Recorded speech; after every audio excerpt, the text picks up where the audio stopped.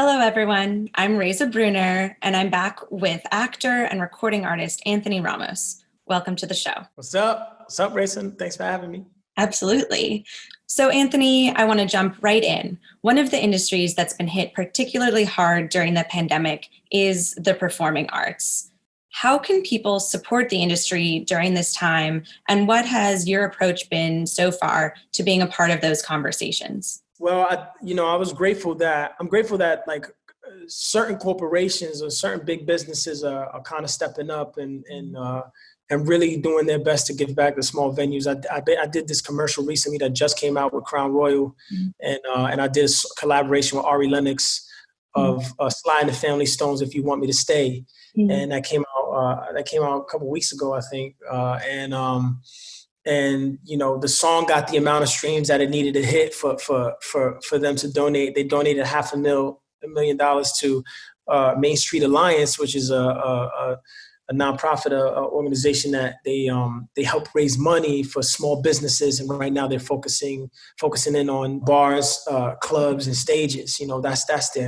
That's their focus right now. I've played the Rough Trades and the El Rey theaters and the Peppermint clubs and the House of Blues in Houston. Like these are the spots that have welcomed me and that I've played, right? And I've played, and it was just such a blessing to be a part of something like that. And I think it's finding ways for our art to meet activism, and for us to find ways to, maybe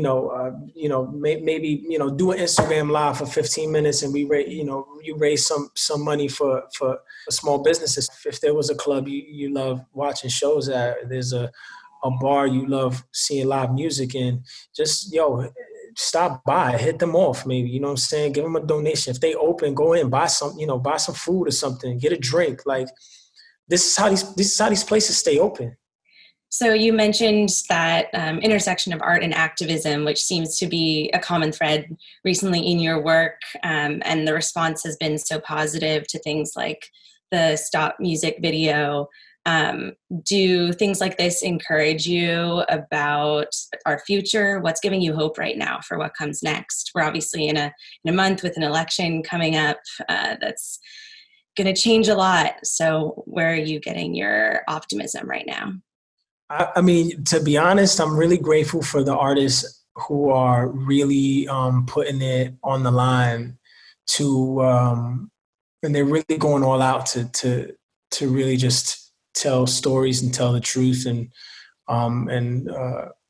it's just amazing to see people use their platforms. I loved the Baby's performance. Mm-hmm. I can't of Rockstar, but I know he did that remix where he was performing on top of the cop car. Like, I was like, man, like, how inspiring is that? How amazing is that? Like, this guy's got this hit record, and he flipped it up, to really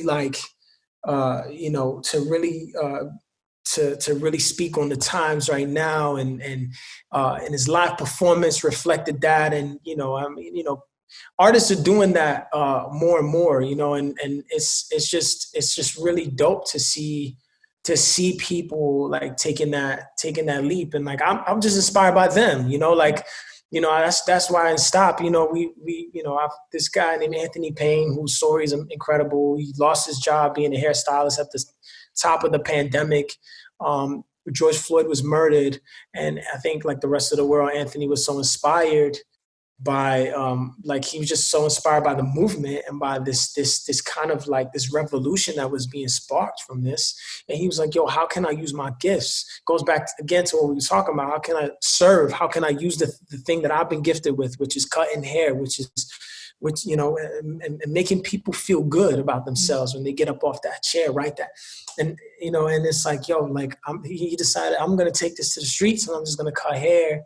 I'm going to give a location every day on my Instagram where I'm going to be, and I'm just going to cut hair, and every donation, and it was just donation based, and every donation for a month, he donated to business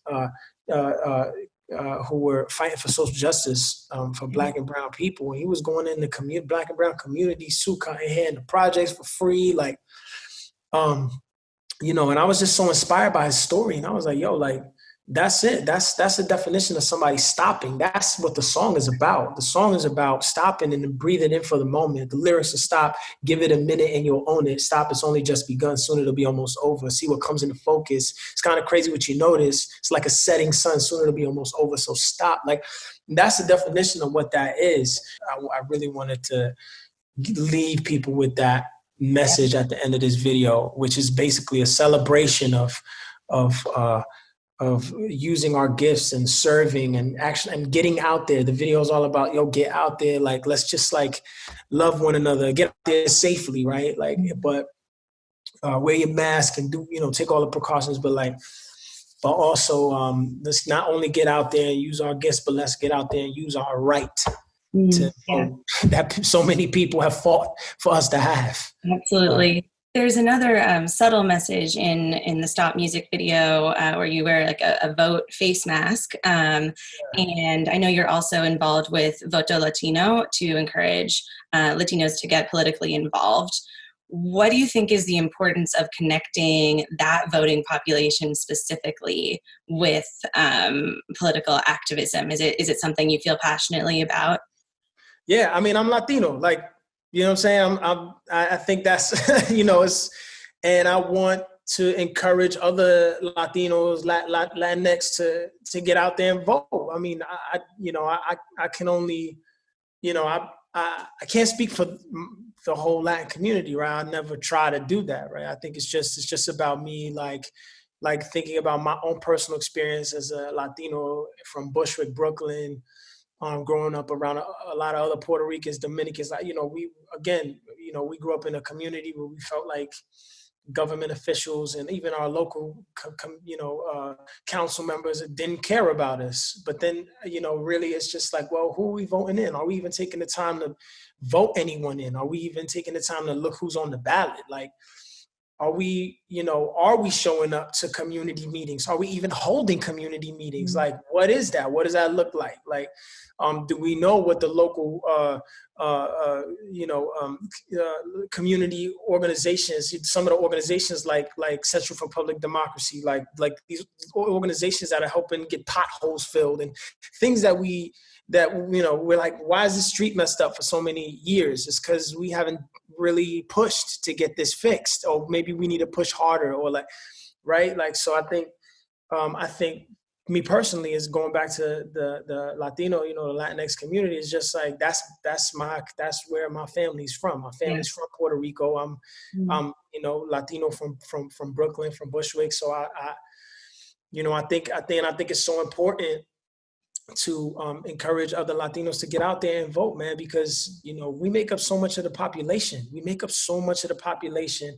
And our voices are so important in every race. And in I think just our voices are not only important in the voting space, but our voices are important in the entertainment space too. I think over half of the streams on Spotify last year, something tallied up to all Latin artists. Yeah. I'm like, yo, if that ain't proof that we hear and our voices matter, and we should really like take it seriously and really like band together and come together and encourage each other to keep pushing and to keep getting out there and to keep, you know, like and to keep using our art and our whatever we've been gifted with, whatever it is. It doesn't necessarily even have to be art, you know, whether you're a teacher or you're a fireman or whatever you do, like using our platform, using our gifts or our jobs to I guess encourage